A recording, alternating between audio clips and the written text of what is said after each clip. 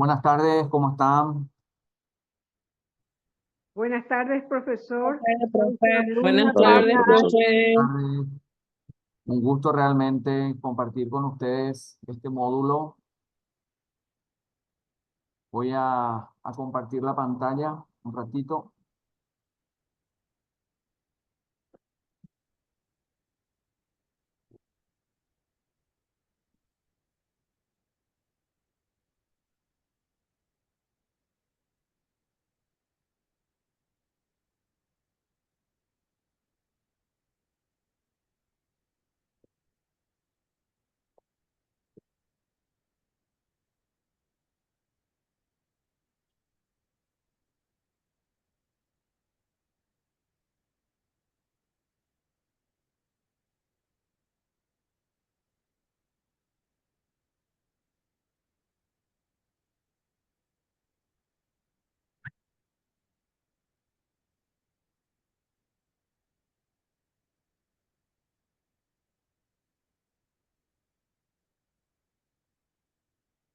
¿Puede ver la pantalla? Sí, Sí, profe. profe. Sí. Sí. Bueno, excelente, chicos. ¿Cómo están? Espero que se encuentren muy bien. Vamos a dar inicio a este módulo, ¿verdad?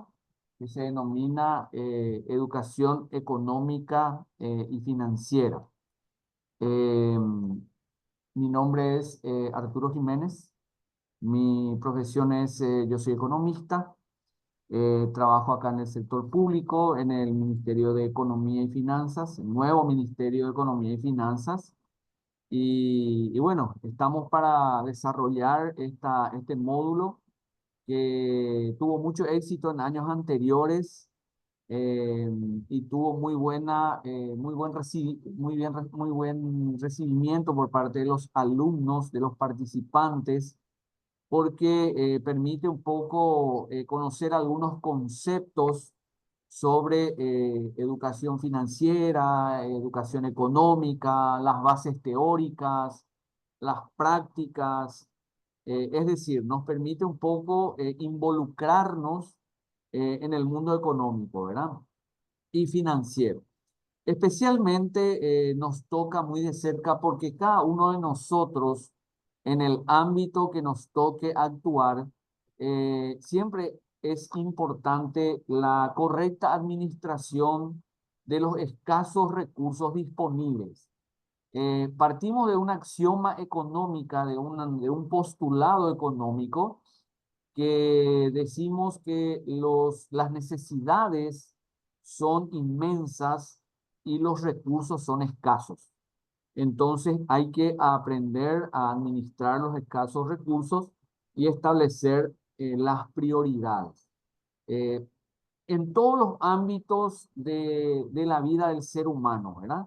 En la vida, digamos, pública, en la vida privada, en lo familiar, en los negocios, en los clubes, en todas partes, siempre tener una buena formación económica y financiera es de vital importancia, ¿no es cierto? Para entender el éxito o el fracaso de un negocio va a estar siempre en optimizar los recursos, en saber utilizar los escasos recursos disponibles y tomar decisiones, porque generalmente en materia económica y financiera priman las decisiones, es decir, las decisiones que tenemos que tomar como agentes económicos dentro de un sistema que es nuestro sistema económico.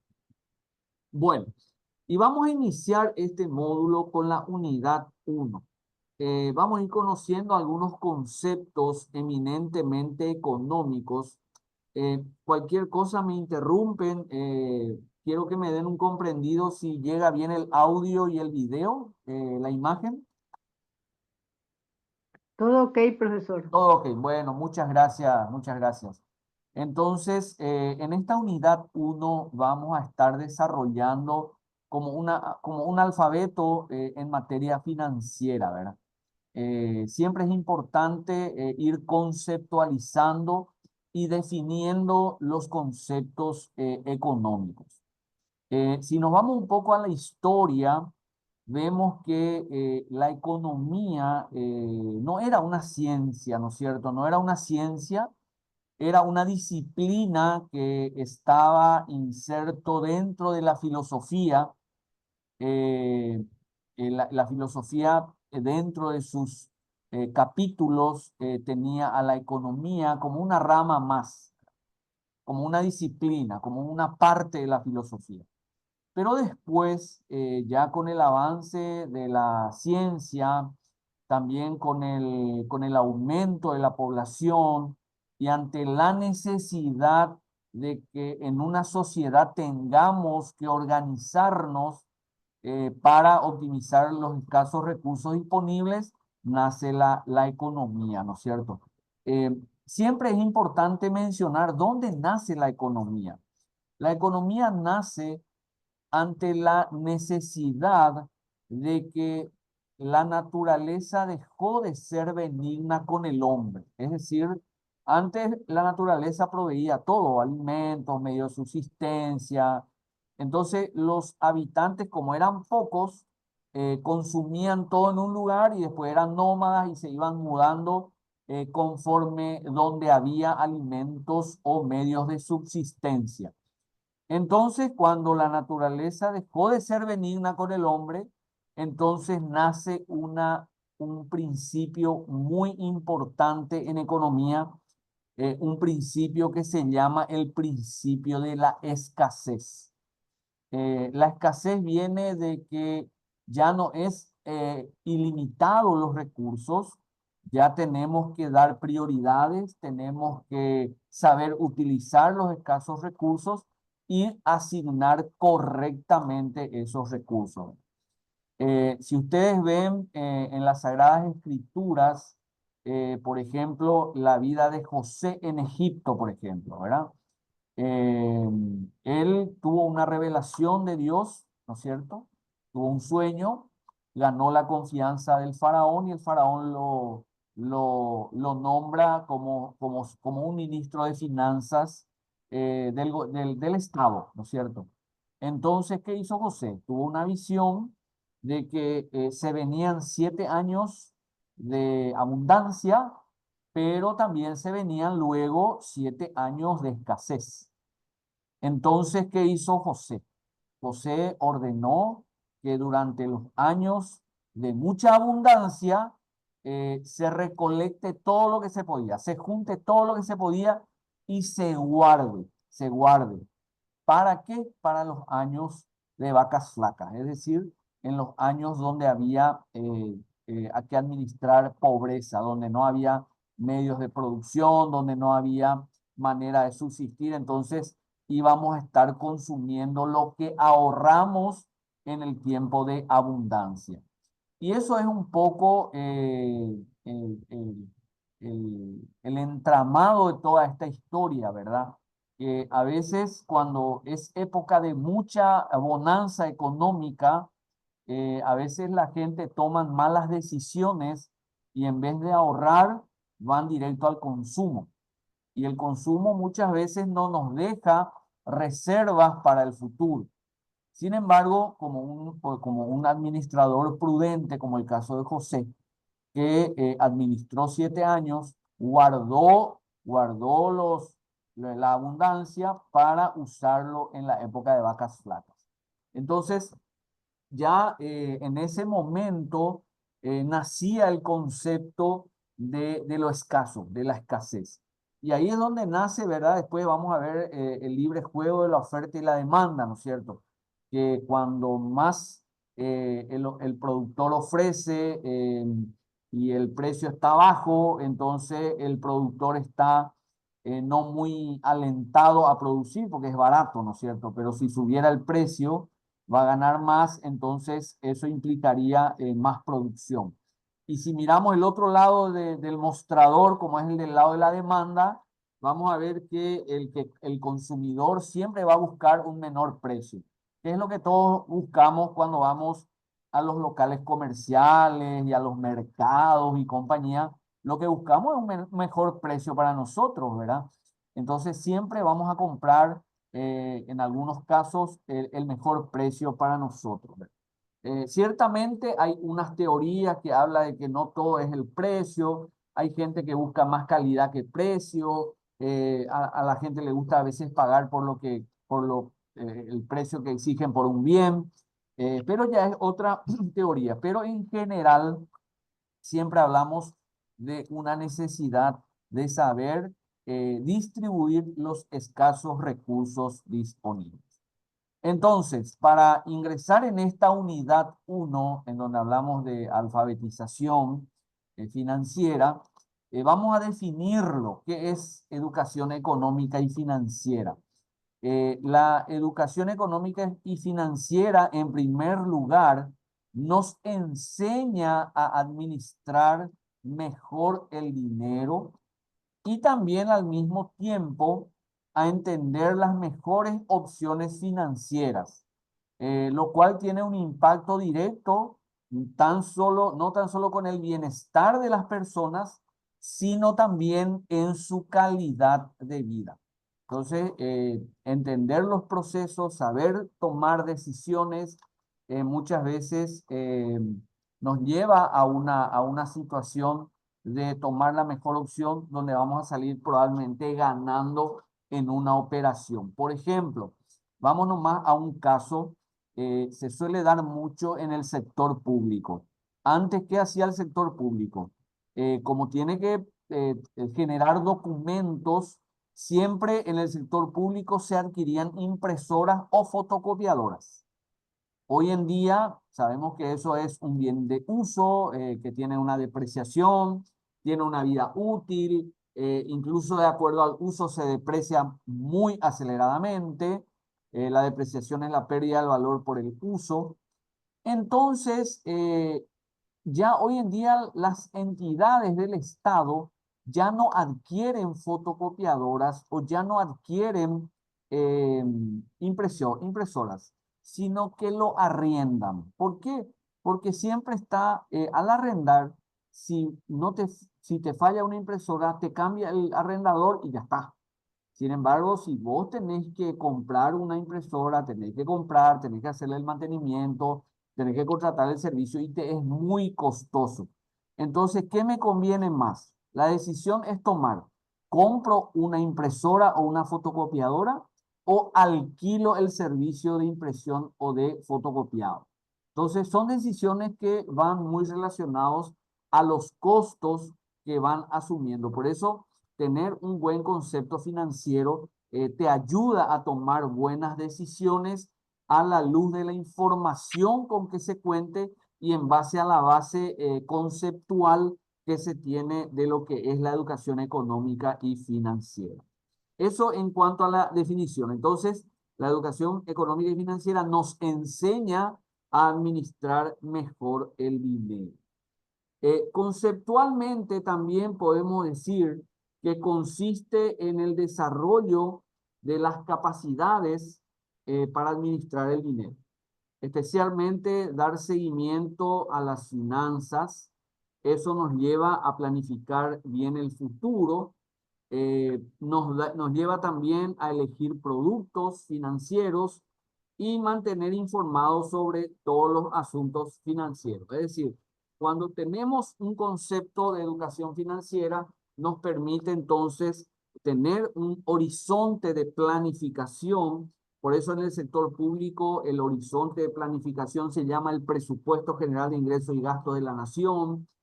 Para dar seguimiento a las finanzas también tenemos una herramienta de evaluación, evaluar si la decisión que hemos tomado fue la correcta, plantear para el futuro, elegir productos financieros y siempre mantenernos informados. Y la administración es una disciplina que se encarga de gestionar, organizar, dirigir y administrar recursos de manera eficiente, especialmente para lograr los objetivos para los cuales nos hemos preparado. Entonces, esta es un poco la introducción de lo que es una educación económica y financiera. Muchas veces vemos, tanto en lo personal o empresas, que han tomado malísimas decisiones financieras, no en tiempos correctos, no en coyunturas correctas.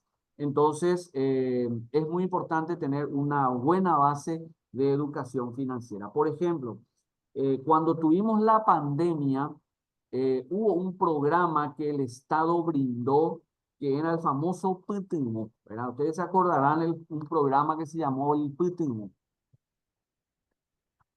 El Estado le fondeó un programa al Banco Nacional de Fomento y iba orientado a las micro, pequeñas y medianas empresas que necesitaban auxilio financiero porque en los 3 meses de encierro no hubo facturación alguna.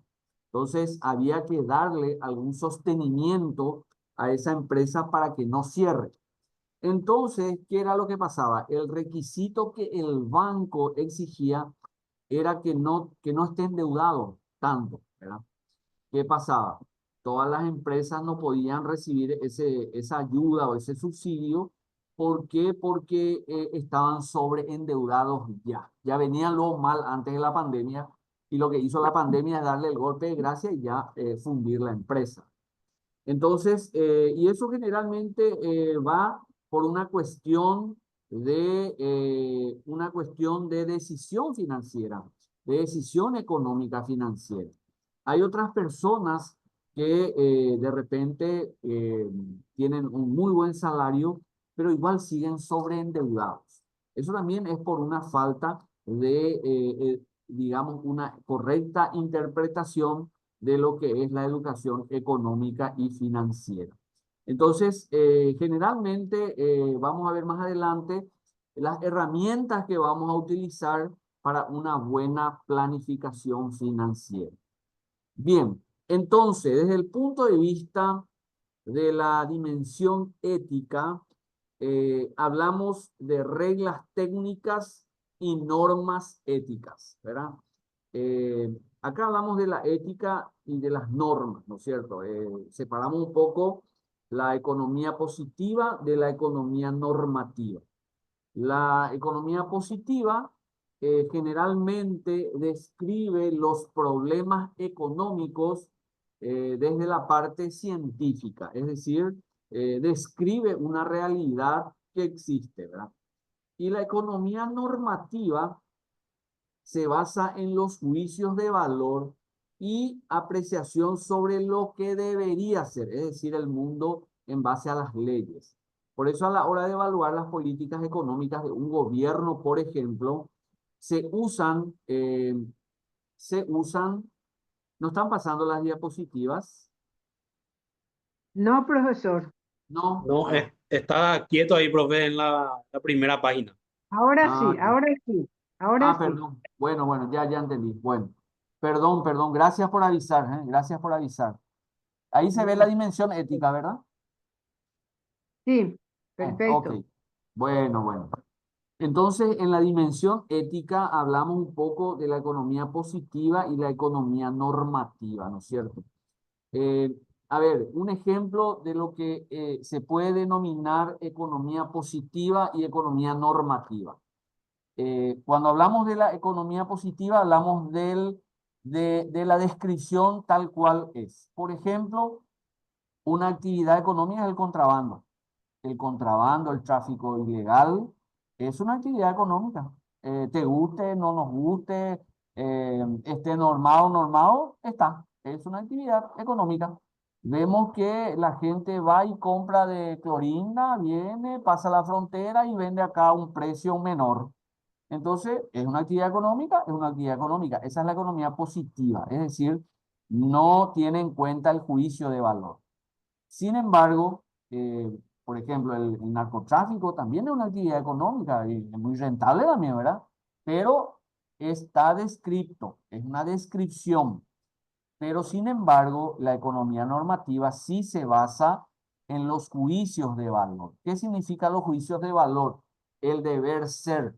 Es decir, la economía normativa se basa especialmente en el juicio de valor. Ahí te va a decir, no, el contrabando es una actividad ilegal.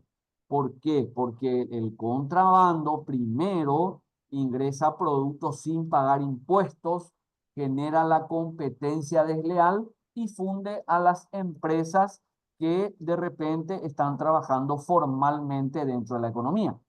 Entonces, hablamos de una economía normativa y de una economía positiva. O sea, hablamos de los dos tipos de economía. Y también, si miramos un poco dentro del sector público, vemos también que otra dimensión ética, en el sector público, los administradores públicos, ¿qué es lo que administran? Dinero público, es decir, dinero de todos los contribuyentes, dinero público, es decir, que es un dinero que se le confió a esa persona la administración. Entonces, se estila mucho dentro del sector público establecer lo que se llama el corte administrativo. ¿Cuándo se da un corte administrativo? Cuando se deja una administración. Por ejemplo, eh, a un administrador se le designó el 15 de agosto del 2023, ¿verdad? Y se le cambia el 15 de agosto del 2024. Estuvo un año en la gestión. Entonces, al salir, al entrar, él tomó una administración y tuvo que hacer el corte administrativo para saber qué es lo que dejó el saliente y qué es lo que está recibiendo él. Así como también cuando él deja la administración, un año después, tiene que entregar el corte administrativo diciendo, esto es lo que yo dejo, y sale, ¿verdad? Entonces, eso está regulado por parte de la Contraloría General de la República, que es el órgano rector en materia de rendición de cuentas y en materia de, digamos, de control. Por eso el corte administrativo es una disposición legal, que es una resolución de la Contraloría, que realiza bajo la supervisión generalmente de un escribano o puede ser del escribano mayor de gobierno, para asegurar el cumplimiento de las disposiciones en materia y la responsabilidad personal de autoridades y funcionarios. Por ejemplo, hay en ese corte, por ejemplo, cuánto es el saldo bancario, cuántos cheques se emitieron, cuántos están por cobrarse, cuántas licitaciones en curso se dejaron, cuántas deudas se están dejando a la siguiente administración, cuántos activos fijos tenemos, cuántas camionetas, cuántos edificios, cuántos muebles, cuántos computadores, todo eso se deja por escrito, es decir, en un acta denominado corte administrativo. Todos los activos, los pasivos, las deudas, los ingresos, las cuentas por cobrar, las cuentas por pagar, todo eso va consignado en lo que está dejando. Entonces el entrante viene, mira, observa, controla y si está de acuerdo, firma la conformidad de lo que está recibiendo. Y si no, va a tener que hacer de repente una aclaración en el acta. Por decirte, en el inventario puede que esté 10 camionetas que deja el anterior y vos contando físicamente encontraste 9. ¿Qué pasó de uno? Ah, y bueno, probablemente uno estará en el taller, otro estará, qué sé yo, en otra parte, ¿verdad? Pero hay que darle esa dimensión ética de mostrar lo que estamos dejando a nuestro sucesor. Por eso siempre es importante trabajar en esa dimensión. Y es muy importante, ¿verdad? Porque eso se llama la cultura de la rendición de cuentas, ¿verdad? La cultura de la rendición de cuentas significa mostrar, es decir, qué es lo que estamos dejando a nuestros sucesores, es decir, por eso el corte administrativo es muy importante y también más importante el hacerlo correctamente de manera que el entrante tenga toda la confianza y toda la predisposición para poder recibir los bienes, los activos que está dejando el saliente, ¿verdad? No hay que apurarse, no hay que apurarse para firmar los cortes administrativos, ¿verdad? ¿Por qué? Porque hay que darse el tiempo de controlar qué es lo que nos está dejando el saliente. Entonces, no se apuren si uno de ustedes mañana toma un cargo en el Estado, cerciórense de las cosas que le está dejando el saliente, porque el saliente, él ya quiere salir nomás ya, ¿verdad? Y el entrante, a veces emocionado, recibe el acta, firma sin mirar, como pasó en varias administraciones, y lo que está heredando no es el cargo, sino el problema. Entonces es muy importante hacer un buen corte administrativo. Bueno, también es importante, el instituto, entre uno de sus objetivos que tiene es formar administradores hábiles e íntegros, ¿verdad? Que manejen el concepto económico, el concepto financiero, el concepto presupuestario, que vamos a ver un poquito más adelante. Y es importante hacer y establecer algunas habilidades y actitudes de un buen administrador. ¿Cuáles son esas habilidades y actitudes de un buen administrador? En primer lugar, la integridad y la confianza. Eh, Son dos pilares muy importantes que deben adornar al administrador. Primero, la habilidad, en primer lugar, ¿verdad? De ser una persona que sea íntegra. La integridad viene de que esa persona reúne todas las condiciones para estar en el cargo. Lo que se llama en algunos casos también la probidad, que sea de probadas, que sea de probada trayectoria en el manejo de los recursos públicos. Por eso hablamos de la integridad. También la confianza. Generalmente cuando en el sector público, por ejemplo, viene un gerente o digamos un ministro, un gobernador o un intendente o un presidente de ente, lo que hace es generalmente designar en los cargos de administración a gente de confianza, porque sabe que no va a fallar a esa confianza que le ha entregado la máxima autoridad, ¿no es cierto? Sino que le va a honrar con una buena gestión, con una transparencia y mostrando todo lo que hace. Y la integridad es muy importante para merecer el cargo, ¿no es cierto? Para merecer estar allí. Ser íntegro significa de una probada honestidad, de una probada confianza.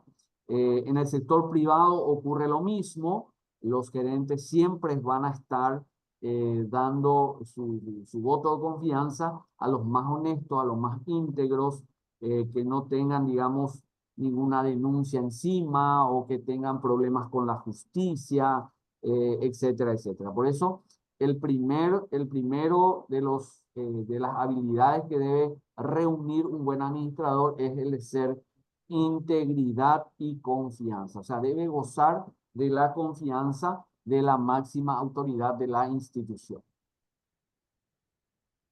También el siguiente es la orientación al resultado. Generalmente a los administradores se le mide por el resultado. En el sector público y en el sector privado se da de la misma forma. Es decir, los resultados son los que al final del día son los que hablan por uno, ¿verdad? Por ejemplo, generalmente los resultados en el sector público se mide de distintas formas, tanto en el sector público como en el sector privado, ¿verdad? Porque en el sector privado se busca la rentabilidad, se busca la maximización de las ganancias, se busca minimizar los costos. Sin embargo, en el sector público, lo que se busca no es la ganancia, sino que satisfacer las necesidades de orden colectivo, es decir, llegar a la mayor cantidad de personas. Esa es la ganancia dentro del sector público. La cobertura que le puedes dar a un programa. Por ejemplo, ahora nace un nuevo programa público que se llama Hambre Cero.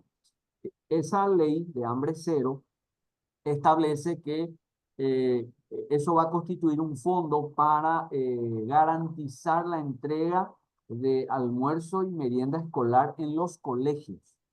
Entonces, la idea es llegar a una cantidad de niños y el resultado se va a ver si se llegó a esa cantidad de niños, ¿verdad? No tenemos resultados tangibles aún porque recién se va a aplicar el programa a partir de este año. Entonces, a partir del año que viene ya vamos a estar viendo los resultados. Y los resultados deben ser integrales, es decir, se entiende que un chico que va a la escuela recibe la alimentación correcta, mejora su nivel de atención, mejora los niveles de rendimiento, por lo tanto son niños que están bien educados y preparando para la economía del futuro. O sea, ese es un poco el resultado que se espera dentro del sector público y enfocarnos a eso, en buscar siempre llegar a los resultados esperados por la administración. También la proactividad. La proactividad significa ser proactivos, ser dinámicos, ser expeditivos, ser rápidos, ¿verdad? No que el proceso venga y muera en mi escritorio o el proceso venga y muera en mi oficina, porque eso no contribuye. Hoy en día estamos en un mundo tan ágil, tan rápido, entonces tenemos que ser proactivos, tenemos que adelantarnos y anticiparnos a los hechos que se vienen, ¿verdad? Por eso siempre mirar un poco más allá de lo que nos indica el proyecto, por ejemplo. Un proyecto generalmente mira y orientado a resultados. Y ese resultado, ¿cómo lo vamos a materializar? Si lo vamos a materializar, eh, tenemos que ver cómo vamos a llegar a ese objetivo trazado originalmente en los planes de los respectivos proyectos. También implica perseverancia, no rendirse ante el primer obstáculo. Eso también implica perseverar en el intento, no bajar la guardia, probablemente ahora no salga, pero en el siguiente sí va a salir, capitalizar los errores si es que hubiere, mejorar, ya no repetir los errores pasados, etcétera, etcétera. También otra habilidad de un buen administrador es el uso efectivo del tiempo. El tiempo también hoy en día es dinero. El tiempo implica que vos tenés que optimizar el uso de tu tiempo en todo, tanto en la planificación, tanto en la ejecución, tanto en la medición de los resultados, así como también en la reorientación de los proyectos. O sea, el uso efectivo del tiempo, no tomar decisiones después de que ya no hay programa o ya tomar decisiones ya cuando todo terminó, ¿verdad? No, ahí ya es tarde. Entonces, el uso efectivo del tiempo también les va a ayudar a una correcta administración. También la comunicación. El buen administrador debe saber comunicar. La comunicación es vital y a lo que se apunta hoy en día en la administración, digamos, moderna, es la comunicación asertiva. ¿Qué significa eso? Que todos sepan lo que el gerente o el director o el administrador piensa. Y eso implica muchísima comunicación. Porque el peor error de un administrador es cuando él nomás sabe lo que está haciendo y el resto no sabe nada. Entonces, ¿qué es lo que ocurre? El administrador lo un inútil, el administrador no hace nada, pero él había sí está haciendo un montón de cosas, pero no está avisando, no está comunicando, ¿verdad? Por eso la comunicación es muy importante. Y como les decía, esa comunicación debe ser asertiva, es decir, la comunicación es asertiva cuando el que habla y el que escucha, los dos quedan, digamos, el que habla emitió un mensaje y el que escuchó recibe y lo capta. Entonces la comunicación es asertiva. El receptor entendió el mensaje y lo está poniendo en práctica. Esa es la comunicación asertiva. Y ese es un gran problema en nuestro país. En nuestro país generalmente no somos muy reacios a la comunicación. Comunicamos cualquier otra cosa menos lo más importante para la empresa, ¿no es cierto?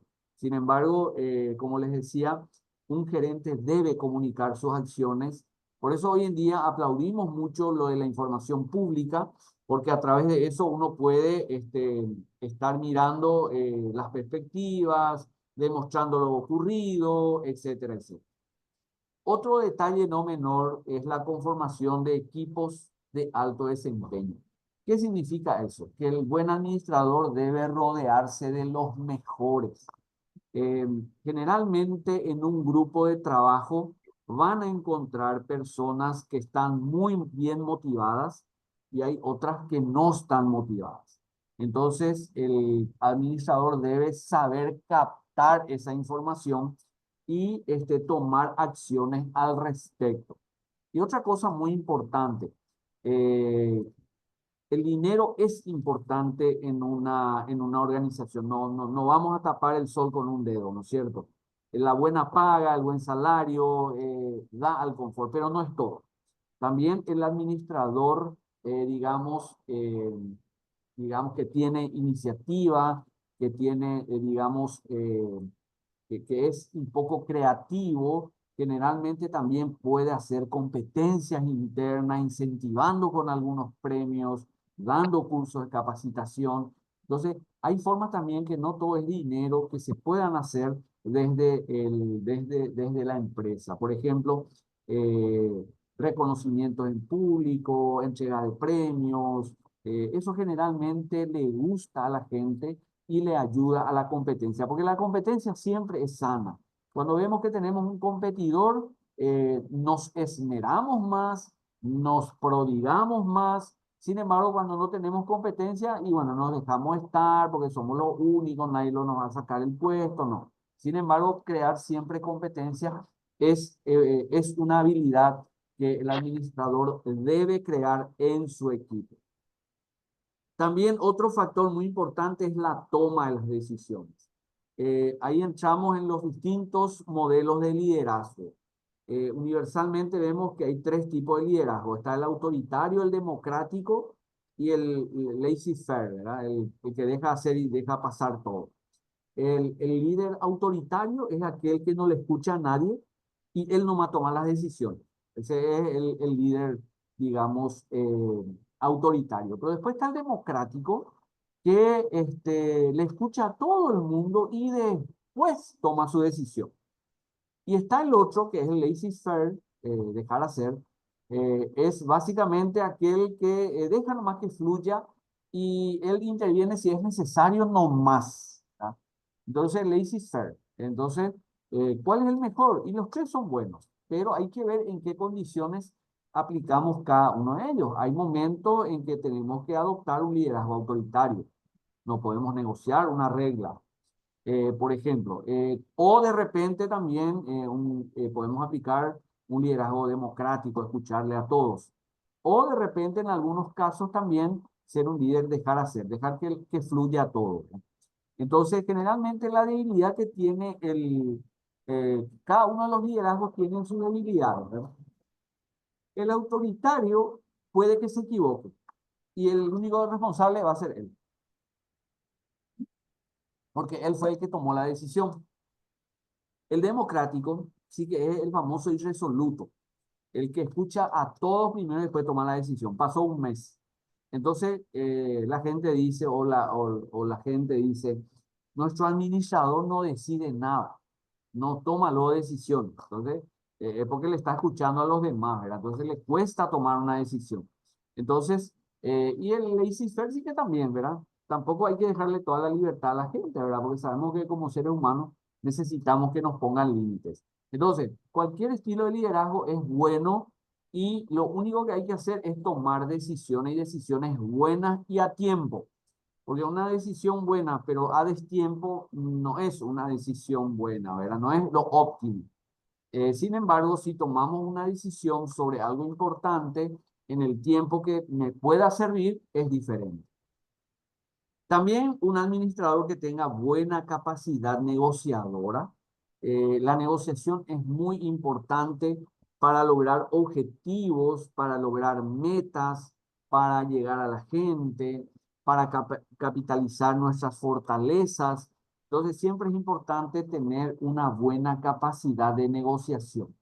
Porque famoso, ¿qué vas a hacer cuando te nombran administrador del Ministerio de Educación, por ejemplo, ¿verdad?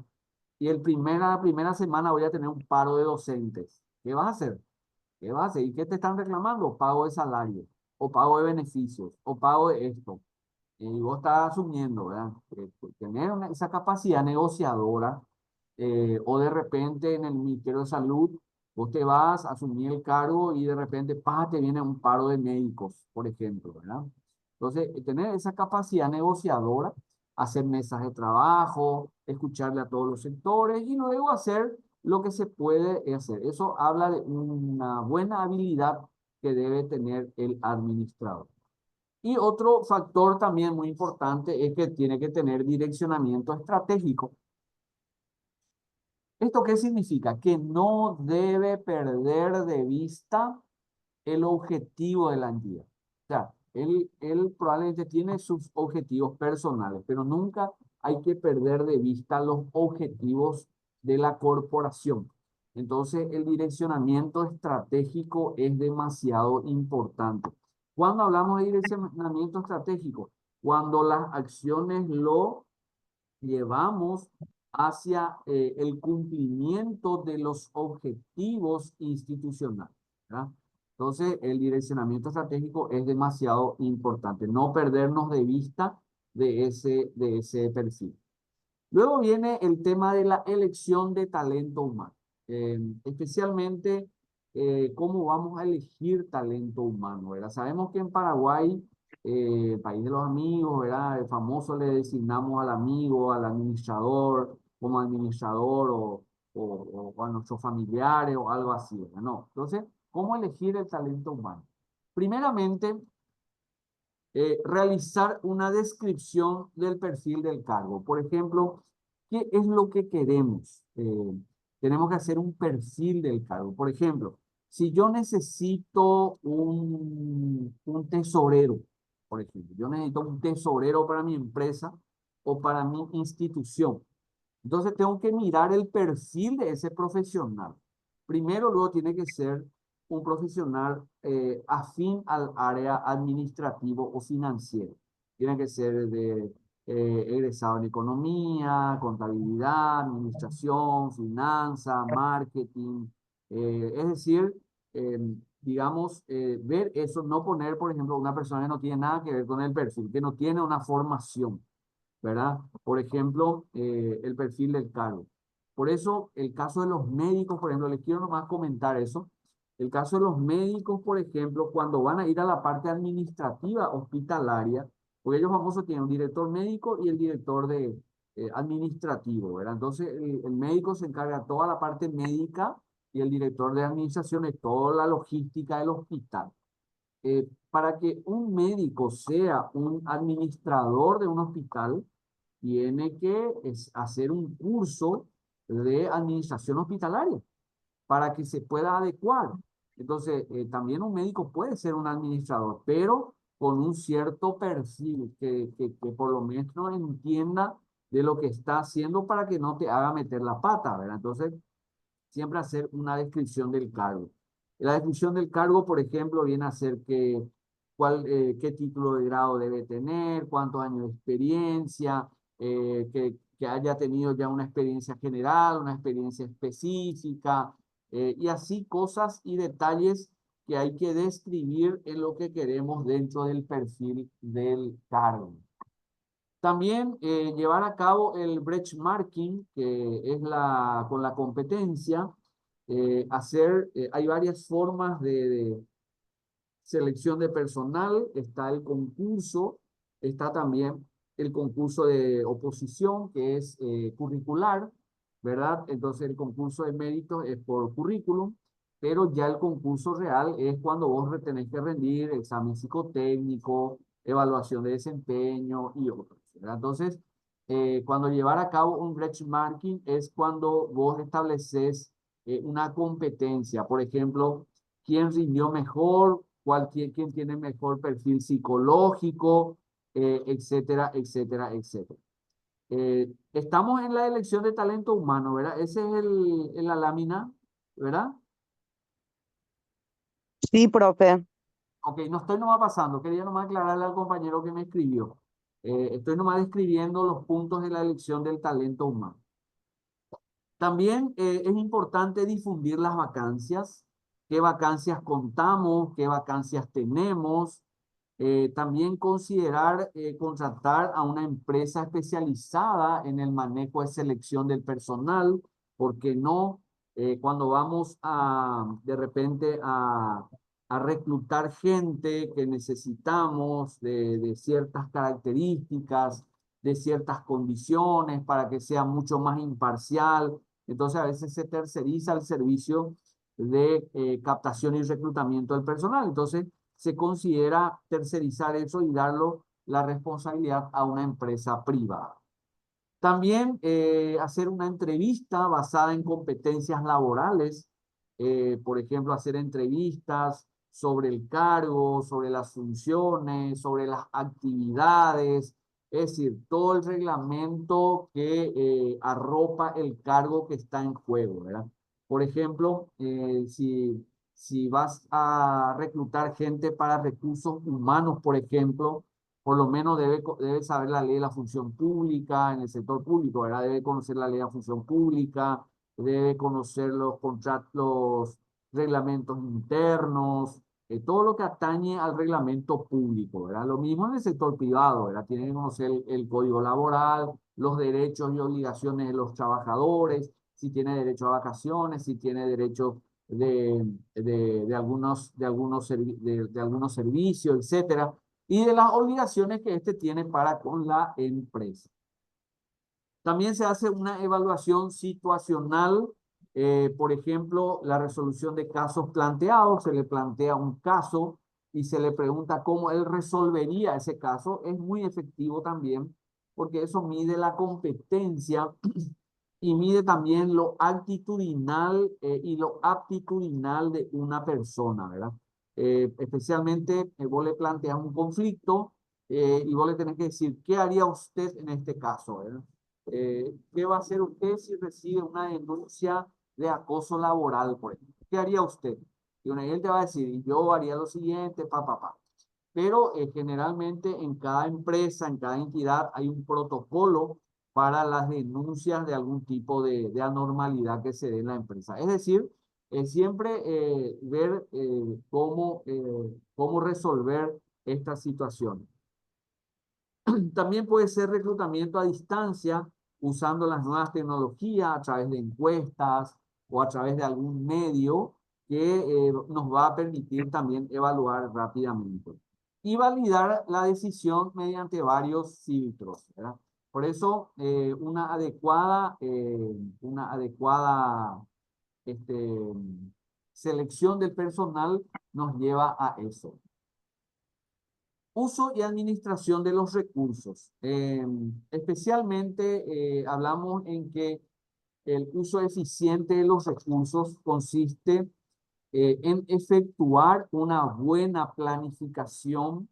La planificación nos lleva a una programación y eso a una asignación adecuada de los recursos para elaborar productos y servicios de manera eficaz, ¿verdad? Por ejemplo, en el sector público tenemos estas herramientas como ser el presupuesto general de la nación, el plan financiero y el plan de caja, ¿no? Por eso el uso y administración de los recursos en el sector público no es que se hace así nomás. Ustedes suelen escuchar, ¿verdad? Que cuando hay campaña proselitista, el candidato dice, cuando yo tenga la lapicera voy a firmar los cheques y voy a pagar todo lo que hay, lo que no, le voy a dar la plata a la gente, dice, ¿verdad? Bueno, eso es lo que él piensa, pero la realidad es otra. Cuando uno va y asume un cargo, uno tiene que adecuarse a las normas legales vigentes. Acuérdense que en el sector público nos regimos por el derecho administrativo, es decir, por el derecho público. Sin embargo, en el sector privado se rige por el Código Civil o por la normativa privada. Y como dice uno de los principios del derecho público, del derecho administrativo, es que todo lo que se hace en el sector público debe estar debidamente autorizado por una norma legal. O sea, todo lo que yo voy a hacer tiene que estar dentro de una norma legal. Por ejemplo, A eso nos referimos cuando hablamos de una ley, por ejemplo, ¿verdad? Puede ser en la misma Constitución Nacional, hay algunas cuestiones financieras. eh, por ejemplo, el impuesto inmobiliario tiene rango constitucional. Por ejemplo, las leyes de presupuesto, la ley de administración financiera del Estado, sus reglamentaciones, las leyes tributarias, o sea, todo está escrito en una ley. También puede ser en un decreto del Poder Ejecutivo, donde generalmente se reglamenta una ley. Puede ser también una resolución de la máxima autoridad de una institución, o puede ser una ordenanza municipal, o una resolución municipal, o una acordada que lo emite la Corte Suprema de Justicia, y así sucesivamente. Todo lo que vamos a hacer debe estar debidamente autorizado en una ley. Por ejemplo, si ustedes se habrán enterado, entre el jueves o el viernes, creo que fue el viernes, que se le autorizó al intendente de Asunción a tomar un préstamo. Eso se le autorizó por una ordenanza municipal, es decir, con un acuerdo con su junta municipal. Entonces, todo lo que vamos a hacer en el sector público debe estar debidamente autorizado por una norma legal. Por ejemplo, en nuestro caso tenemos el presupuesto general de la nación, ahí tenemos la ley de PGN, la ley de presupuesto general de la nación, que incluye los ingresos, los gastos, los articulados, donde se reglamenta cada cosa que se debe hacer, cómo se van a pagar salarios, cuántas horas extras se pueden pagar, que se prohíbe la compra de bocaditos, que se debe comprar combustible solamente de Petropar, y así sucesivamente, ¿verdad? Regulaciones que están plasmadas dentro del presupuesto. También el plan financiero. ¿Qué es el plan financiero? El plan financiero es la distribución del presupuesto en los 12 meses del año. Es decir, cómo voy a gastar el presupuesto que me asignaron en un determinado año. Por eso se llama plan. Cuánto voy a gastar en enero, en febrero, en marzo, abril, mayo, hasta diciembre. Porque el presupuesto tiene una vigencia anual. Es decir, comienza el 1 de enero y termina el 31 de diciembre. Eso es cómo voy a gastar mi presupuesto, lo que planifique. Pues el presupuesto pues, es un plan. El presupuesto es una planificación de lo que queremos hacer en el año siguiente. Ahora, por ejemplo, se está trabajando por el presupuesto 2025. Y bueno, hay que planificar que el escenario económico, la coyuntura, las variables macroeconómicas, todo eso hay que mirar. En cuánto va a estar la inflación el año que viene, el tipo de cambio, porque también el Estado compra en moneda extranjera. Entonces, sin embargo, en el sector privado también se da esa situación. Hay un plan financiero, pero más bien es referencial, especialmente para una toma de decisión. Y el plan de caja, que básicamente es la disponibilidad de dinero que tiene el erario público para gastar en un determinado mes del año. Por eso, tres son los instrumentos de uso y administración de los recursos. El PGN, el Presupuesto General de la Nación, el plan financiero y el plan de caja, ¿verdad? Entonces, son tres herramientas muy, muy importantes. Por eso siempre es importante que se puedan medir todos estos productos. ¿Cómo trabaja el sector público? Generalmente a través de los programas. Por ejemplo, el programa de escolar básico. Eso es un programa de escolar básico. ¿Qué significa eso? Que todos los chicos desde el primer grado hasta el tercero de la media, escolar básica, y ese tiene un programa. ¿Qué significa eso? Tengo que tener docentes, escuelas, mantener escuelas, pagar una serie de insumos, kit escolar, o sea, tengo un árbol de problemas ahí. Y eso es lo que yo tengo que ver y luego ver los resultados para poder medir la eficiencia de un determinado programa. Por eso van a ver siempre que con tanto dinero se llegó a tantas personas. Y ahora hay un programa muy lindo también para atacar un programa deficitario del gobierno, que es la solución habitacional. Hoy en día tenemos el programa de Cero Gaponá, ¿verdad? Que ofrece un financiamiento, algunas facilidades de venta, te construyen la casa y luego te vas pagando en cuotas, ¿verdad? Entonces, eso son facilidades que van dando y tienen un beneficio, tienen un resultado y en breve tiempo, en el corto plazo, vamos a poder medir a cuántas familias se les ha beneficiado. También la participación para el progreso personal, familiar y comunitario. Cuando hablamos del progreso personal, viene dado por el uso eficiente de los recursos para mejorar la calidad de vida de las personas y por ende la de toda su familia. Especialmente cuando hay hay un sano manejo de las finanzas personales especialmente, generalmente eso redunda en una mejor calidad de vida y por ende todo el entorno familiar. ¿Ah? Cuando damos prioridades, no tenemos una asignación desordenada de los recursos, entonces eso nos permite capitalizar los pocos que tenemos y con eso dar un bienestar dentro de la restricción presupuestaria de lo que tenemos, ¿verdad? Porque hay un modelo económico que dice que el hombre tiene que satisfacer sus necesidades dentro de una restricción presupuestaria, ¿verdad? Por ejemplo, generalmente hay gente que de repente eh, toma un café, por ejemplo. Cuando tiene mucha plata, toma café. Cuando tiene poca plata, toma cocido. Y cuando está muy apretado, toma un té. ¿Ya? Entonces, ¿qué nos dice la teoría económica? Nos dice que de acuerdo a tu ingreso, bueno, si vos ganas bien, bueno, vas a tomar un café y una taza de café te cuesta 7.000, 8.000 guaraníes. Por 7.000, 8.000 guaraníes vos ya vas a tomar 8 cocidos por ahí, ¿verdad? Porque te vienen en saquitos. Y por 8.000 guaraníes ya puedes tomar un mes de té, por dar un ejemplo. Entonces, son cuestiones que son decisiones. ¿A qué quiero llegar? Que siempre mucha gente dice, a mí no me alcanza.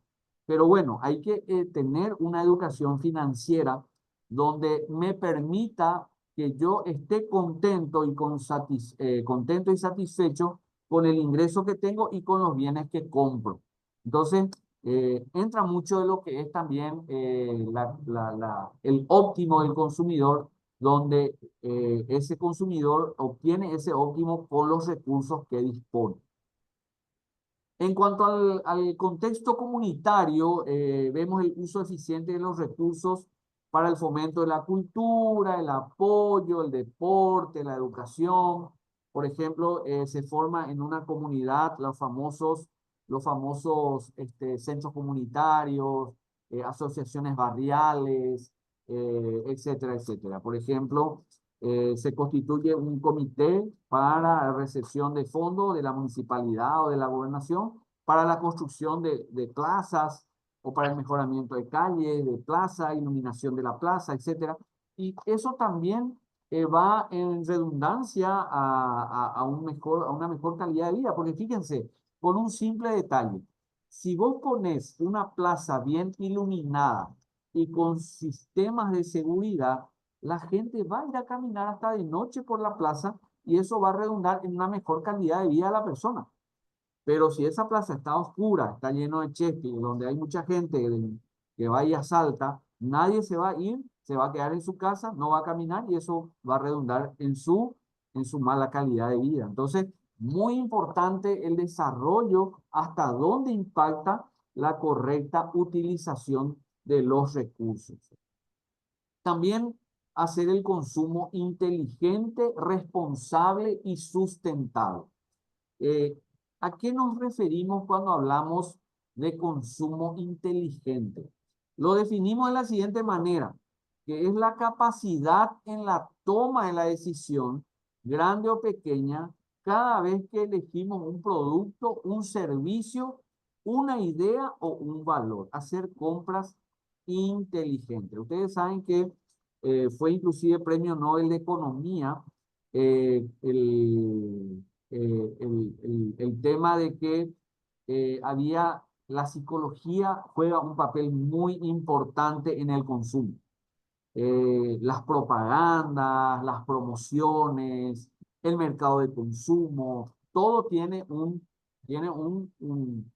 denominador común: captar la atención, el gusto del consumidor. Y hay consumidores que son compradores compulsivos. Vos le decís que una camisa que antes costaba 40.000 y ahora cuesta 39.999, te va a comprar. ¿Por qué? Porque él ve que hay una ventaja. Entonces son compradores compulsivos. Tiene 10 camisas. Va a ser la camisa número 11, probablemente ni va a usar. Pero como ve que ahí, como es un comprador compulsivo, va a comprar. Entonces, hacer un consumo inteligente de las cosas, ¿verdad? Por eso es importante la toma de decisiones de hacer compras válidas e inteligentes. También el consumo responsable y sustentable. ¿Y qué es esto? Me van a decir ustedes, ¿verdad? Es una manera de producir y consumir bienes o servicios de acuerdo a las necesidades reales del consumidor, optando por opciones que favorezcan a la sostenibilidad y la conservación del medio ambiente y la equidad social. Por ejemplo, el consumo responsable. Hoy ustedes van a ver que prácticamente los muebles ya no son de madera, son todos laminados ya. ¿Por qué? Porque hay un compromiso ya social de las empresas en donde ellos ya producen sin perjudicar el medio ambiente, es decir, con responsabilidad social, buscando que su producción no afecte a futuras generaciones, porque ese es el desarrollo sustentable. El desarrollo sustentable es mi desarrollo de hoy sin perjudicar el desarrollo de las futuras generaciones. Si yo soy un empresario que produzco muebles de madera, eso significa derribar árboles. Derribar árboles significa derribar árboles significa deforestación.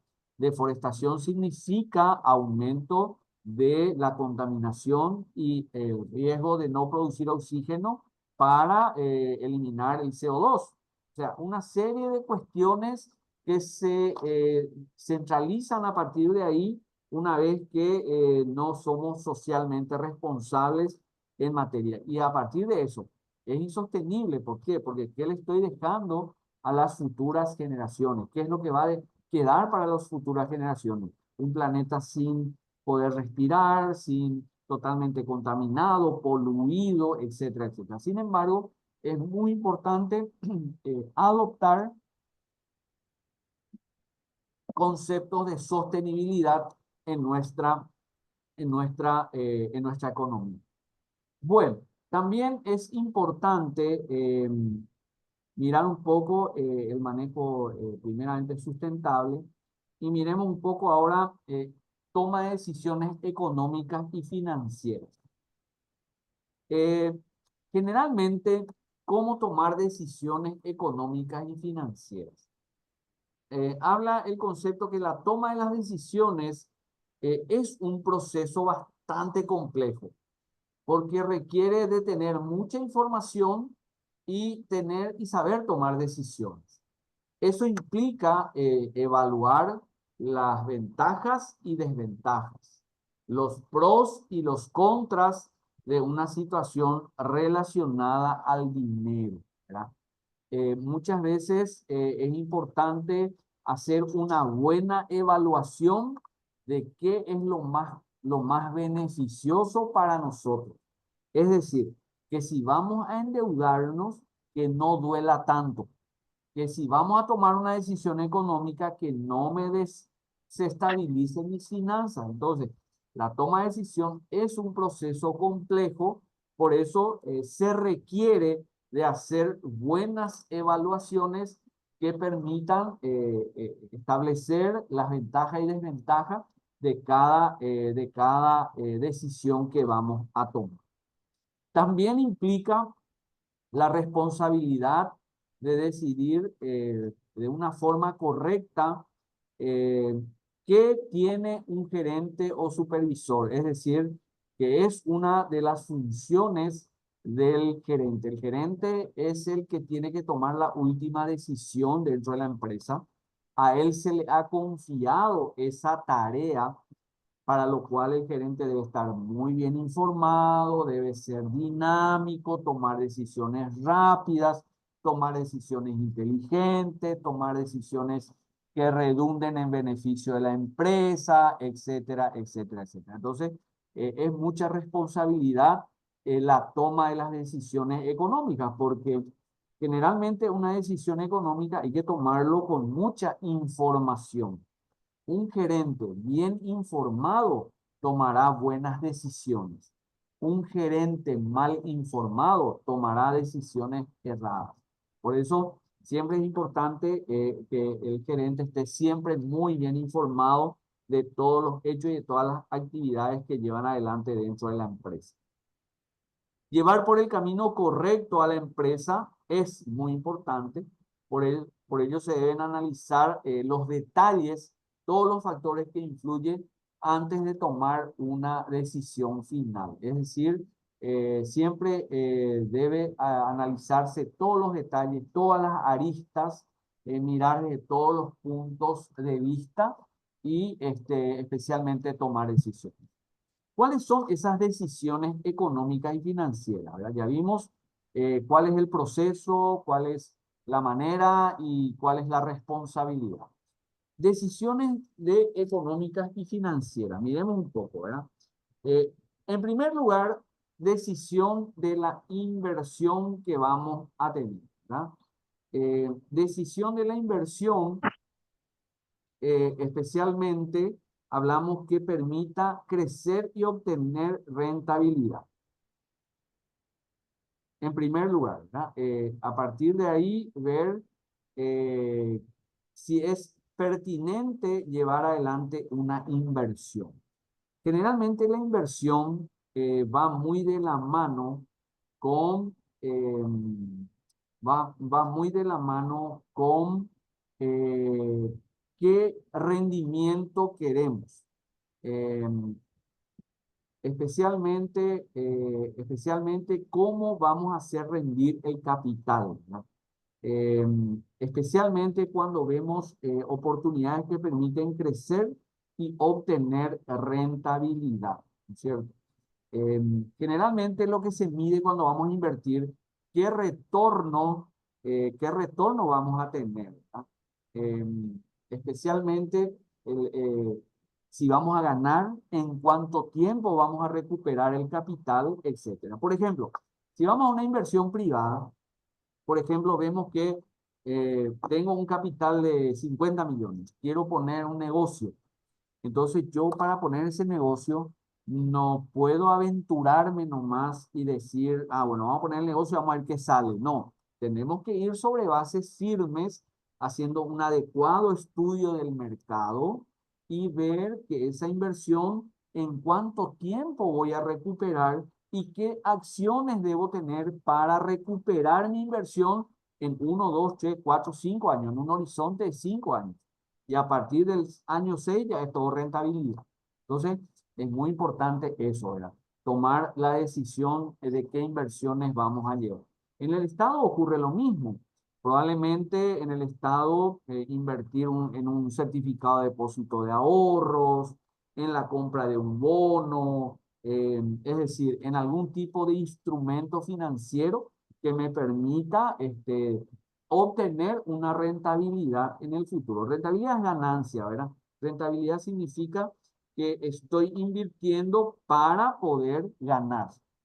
También otra decisión muy importante es el del financiamiento. Ver la manera de financiar un programa. Generalmente el financiamiento es sinónimo de endeudamiento. ¿Qué significa eso? ¿Cómo voy a financiar si no tengo la plata? Entonces puede ser a través de un préstamo, de una colocación, de aumento de capital, etcétera, etcétera, etcétera. Entonces, las decisiones de financiamiento son muy importantes.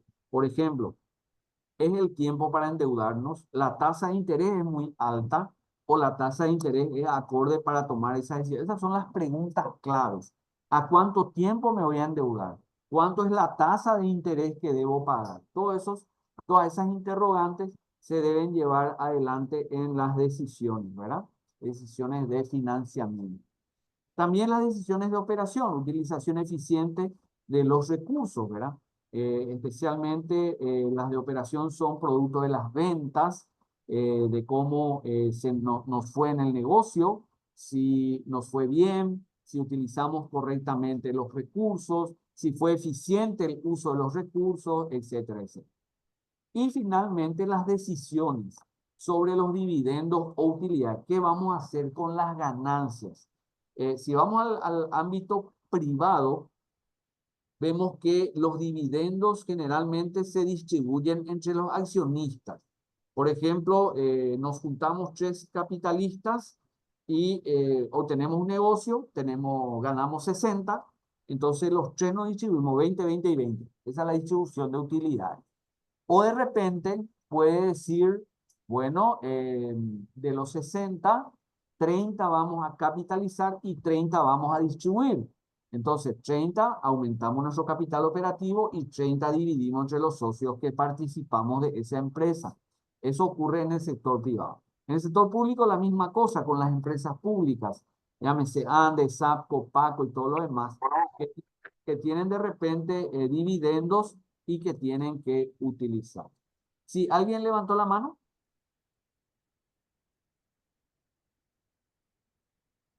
¿No, verdad? Bueno, Dice ok. que no. Bueno, entonces, ejercicio de derechos económicos. Especialmente el derecho económico se presenta de esta manera como un conjunto de normas jurídicas relacionados entre sí, ¿verdad?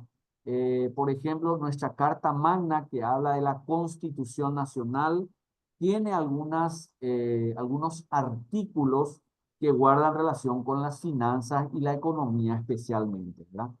Habla de un sistema económico, habla de que el Estado tiene que rendir cuenta del dinero que se le asigna.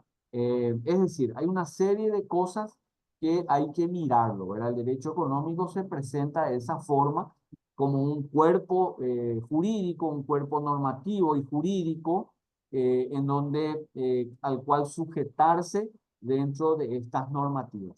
Por eso el derecho económico, por ejemplo, en nuestra Constitución habla del artículo 282, que el presidente de la República tiene que rendir cuentas de su acción todos los años. Ahora el 1 de julio presentó su informe al Congreso, es una rendición de cuentas. Entonces, todo nace del uso financiero de los recursos, ¿verdad? Entonces, el derecho económico se presenta como un conjunto de normas. Tenemos la Constitución Nacional, tenemos la Ley de Administración Financiera del Estado, que es la Ley 1535 del año 99. Tenemos su decreto reglamentario, que es el decreto 88.127 del año 2000. Tenemos las leyes anuales de presupuesto, que todos los años sale una ley donde tenemos que ceñirnos a esa ley. Tenemos la ley de responsabilidad fiscal, o sea, hay un conjunto de leyes que regulan y administran los recursos públicos, ¿verdad? Entonces, no es que estamos vacíos de eso. Yendo un poco al ejemplo que les puse hace rato, que ocurre mucho en las intendencias municipales, por ejemplo. Nosotros hoy en día tenemos 263 municipalidades, ¿verdad? De los cuales están divididos en 4 grupos, a 4 grupos, los de primer grupo, segundo, tercero y cuarto grupo. Bueno, ¿a qué quiero llegar? Que muchas veces las intendencias municipales son administradas por gente que no tiene mucha preparación financiera y económica. Por eso justamente tenemos este instituto que nos da la formación necesaria para no cometer errores, ¿verdad? Porque generalmente el administrador comete errores o por deshonestidad o por desconocimiento, ¿verdad? Yo preferiría que sea por desconocimiento, ¿verdad? Antes que por deshonestidad. Entonces, desconocimiento significa que o no se rodeó de la gente adecuada o de repente no conoce mucho el ámbito público. En el sector público vos tenés que ser muy, muy cuidadoso en gastar cada recurso, porque En el sector público vos administras recursos que tienen una, una aplicación general, ¿no es cierto? Entonces, cuando hablamos de ese marco, ¿verdad? Tenemos esa, ese marco legal que nos indica los límites de cómo gastar, por ejemplo, el FONACIDE, cómo gastar royalties, cómo gastar juegos de azar, el impuesto inmobiliario, todo tienen sus reglas que es necesario que se apliquen en las instituciones. También el compromiso con una economía solidaria. La economía solidaria se basa especialmente en las relaciones de solidaridad, apoyo mutuo, organización, autogestión en el trabajo, y esto permite crear conciencia colectiva y solidaria, ya no individualista ni competitiva, ¿verdad? Ahí, por ejemplo, tenemos un sector muy importante como son el de las cooperativas, por ejemplo, que hacen economía solidaria, ¿verdad?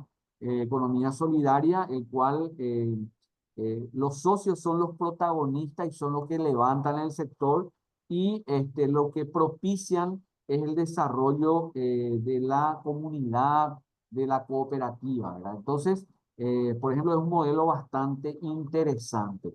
Hoy en día ahí tenemos varias cuestiones que hay que resolver. Por ejemplo, las cooperativas no están reguladas por la Superintendencia de Bancos.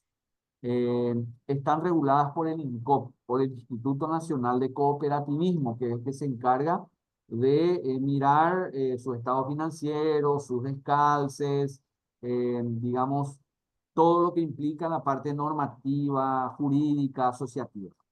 Pero en los estados financieros generalmente hay algunas falencias que se dan. Sin embargo, los bancos, algunos dicen que las cooperativas forman parte del sistema financiero y así como está la regla, no. ¿Por qué? Porque forman parte de un sistema cooperativo. Entonces, pero también es un híbrido porque también intervienen en el mercado financiero ofreciendo productos financieros a la comunidad. Entonces, gracias a las cooperativas, por ejemplo, hay zonas muy pujantes, muy progresivas, por ejemplo, Colonias Unidas basó su crecimiento económico en una economía solidaria, uniéndose en cooperativas, en cooperativas. Entonces, es un modelo de gestión también bastante interesante que se puede replicar dentro del Estado o de cualquier administración. Por ejemplo, no hace mucho se juntaron tres gobernaciones queriendo comprar un tractor para el desarrollo comunitario de la zona. Pero el tractor costaba 15.000 millones de guaraníes. Entonces dijeron, bueno, ¿qué tal si ponemos 5.000, 5.000 y 5.000? Y entre los tres compramos, usamos los tres y nos desarrollamos los tres. Entonces, ese también es un modelo que hay que copiar, ¿verdad? Que es una economía solidaria, es una economía en donde coparticipamos y tenemos ese compromiso solidario entre todos, ¿verdad? Es decir, ser solidarios. Y ya no caer en eso de que yo soy rojo, vos sos azul, vos sos verde, y no porque somos de colores diferentes, no nos juntamos para el desarrollo de la comunidad. También la relación jurídica con la comunidad. La relación jurídica es la que se establece entre dos o más personas con carácter particular, esencialmente variable. Es un vínculo jurídico entre dos o más personas, generalmente donde hay derechos y deberes, las obligaciones y derechos que cumplir.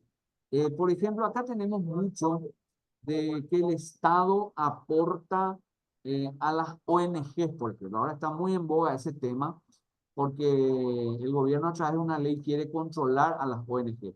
Las ONG son organismos no gubernamentales que reciben fondos de afuera y también reciben fondos del Estado. Entonces, lo que quiere el Estado es ver todo lo que recibe, ¿verdad? Si recibe del exterior, de quién recibe y el aporte del Estado. Generalmente el Estado puede mirar lo que él aporta, pero no mirar lo que otros aportan, porque es de derecho civil, ¿verdad? Bueno, ahí está una discusión, digamos, jurídica en ese contexto. Pero las ONG tienen una misión y una visión bastante interesante, donde son administraciones paraestatales, donde se administran también fondos públicos y sirven para cubrir programas que el Estado no está pudiendo cubrir, ¿verdad? Por ejemplo, Teletón es una fundación que recibe aporte del Estado y también recibe aporte de otras entidades de afuera y de otros, ¿verdad? Entonces, esa relación jurídica con la comunidad, es decir, cuáles son las reglas de juego. Ahora, ¿cuáles son las reglas de juego? Yo te doy la plata, pero te voy a controlar. Te voy a controlar en qué usas la plata que yo te aporte. No la plata que recibís de afuera, que es lo que está en discusión ahora, ¿verdad? Sino que lo que yo te di, la rendición de cuentas, vos tenés que rendir cuenta qué hiciste con la plata que te di con los impuestos de los ciudadanos. Entonces, ¿qué hacen las ONG? Rinden cuenta, ¿verdad? Y presentan su rendición de cuentas al Estado para ver en qué gastó, en qué destinó ese recurso que se le ha transferido, ¿verdad? Y la revisión de actividades ante el dinero y el trabajo, ¿verdad? La teoría de la autodeterminación asume la existencia de dos tipos de orientación motivacional, la intrínseca y la extrínseca. El dinero es un medio para lograr diferentes fines y por tanto se considera fuente externa de motivación. A lo que estuvimos viendo hace rato también, ¿verdad? Que el dinero es importante, no lo vamos a negar ni vamos a descubrir la pólvora aquí, ¿verdad? Pero también es importante en ese contexto, ¿no es cierto? En la magnitud. Estamos en la revisión de actitudes ante el dinero. Se ve en la pantalla, ¿verdad? Sí, profe. ¿Se puede ver? Sí, Sí. perfectamente. Revisión de actitudes ante el dinero y el trabajo, ¿verdad? Como les decía, el dinero es muy importante. También sirve para, digamos, para retribuir un trabajo, pero generalmente, eh, ¿cómo? No entiendo. Son los ítems que estamos desarrollando. Son los ítems que estamos desarrollando. Y la revisión de actividades ante el dinero y el trabajo, ¿no es cierto? Como les decía, el trabajo tiene una función que es una retribución, que es el dinero, ¿verdad? Y ese dinero, como les decía, dentro de lo que es una actitud de motivación, es importante. Pero también lo extrínseco. ¿Qué es lo extrínseco? Una motivación que no sea dinero, ¿verdad? Hay organizaciones que nos llevan, por ejemplo, a un concurso o dan facilidades o premian la productividad o premian la eficiencia, es decir, van teniendo mejores actitudes para con sus empleados, ¿verdad? Eso es muy importante como cultura empresarial. ¿Por qué? Porque la empresa cuanto más motivación que no sea dinero da, eso repercute en un mejor bienestar. Por ejemplo, dar premios al mejor funcionario, al mejor empleado, al más productivo, es decir, varios, varias modalidades que uno puede adoptar a la hora de construir motivación. Y la motivación es demasiado importante, ¿no es cierto? Porque un equipo motivado te ayuda a lograr mejores resultados. Cuando no tenemos bien motivado al equipo, generalmente tenemos esa dificultad de lograr los resultados. Por eso el buen líder, el buen administrador, lo que tiene que hacer es formar equipos, no grupos, sino formar equipos, ¿no es cierto?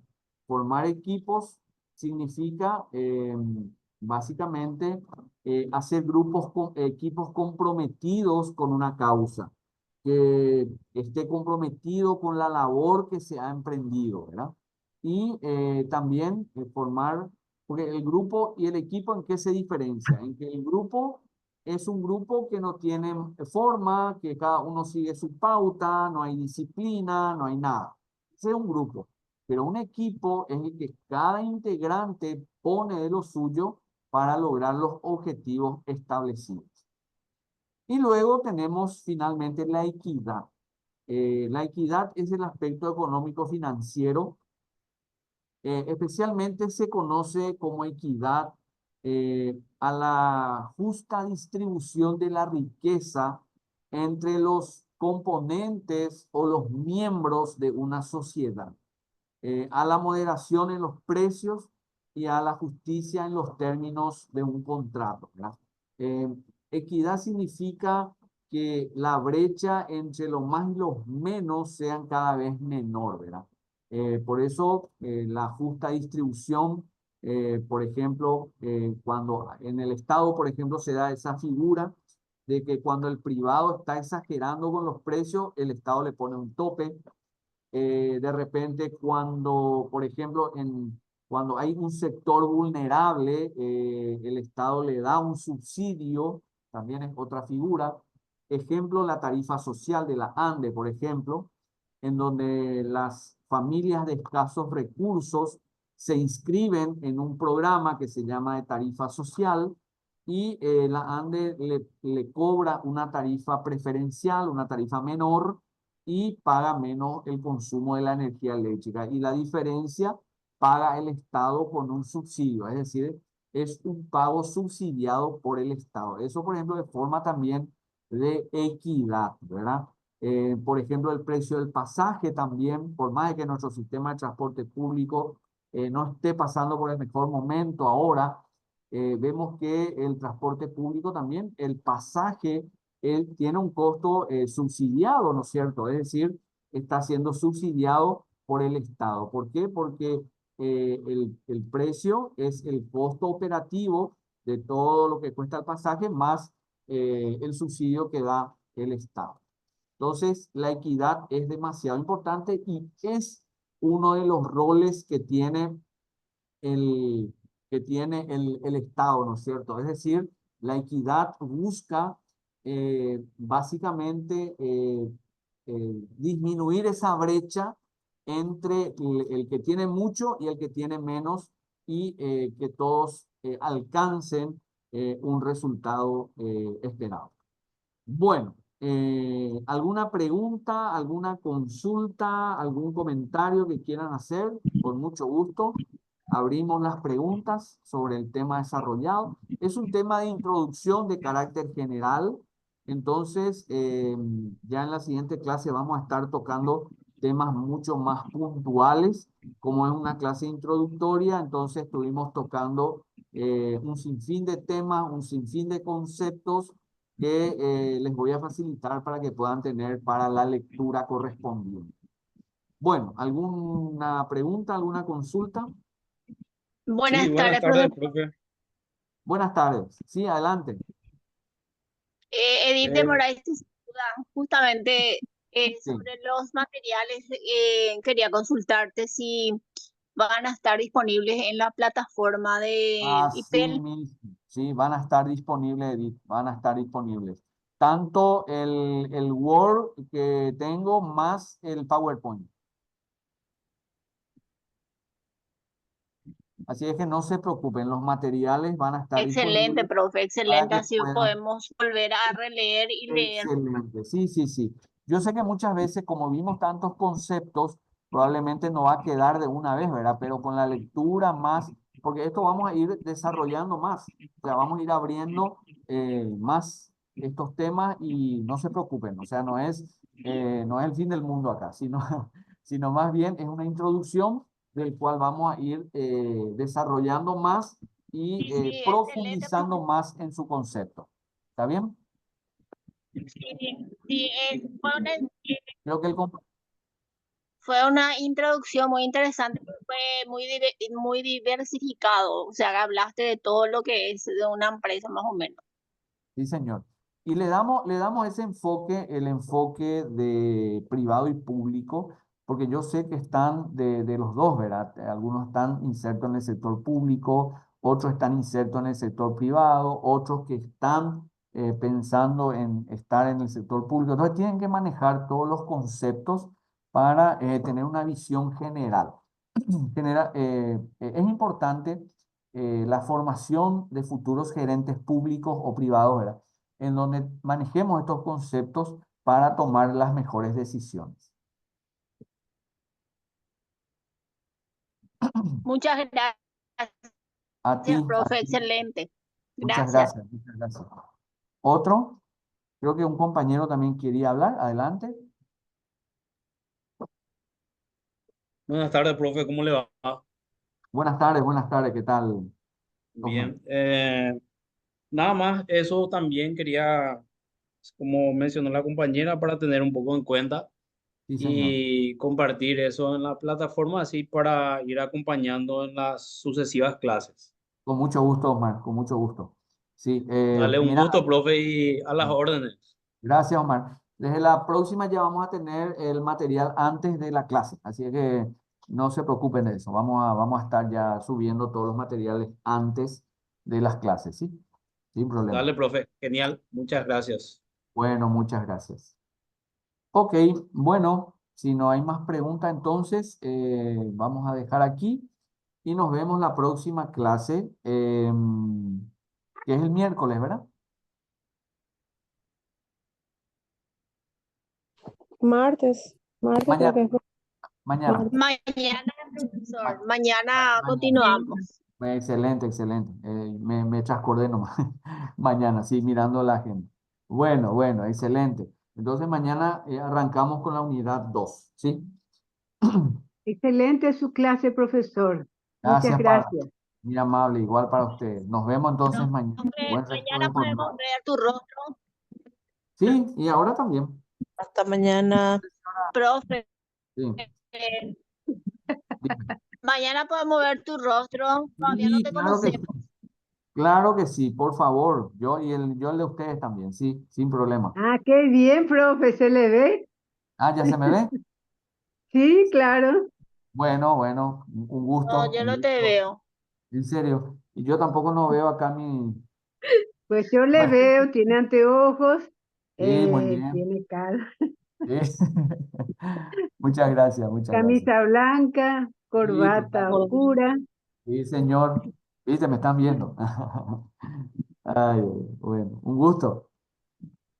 Nos vemos mañana. Igualmente, Buen resto de profe. jornada, ¿sí? Gracias. Igualmente, profe, Chao, excelente. chao. Chao. Chao, chao.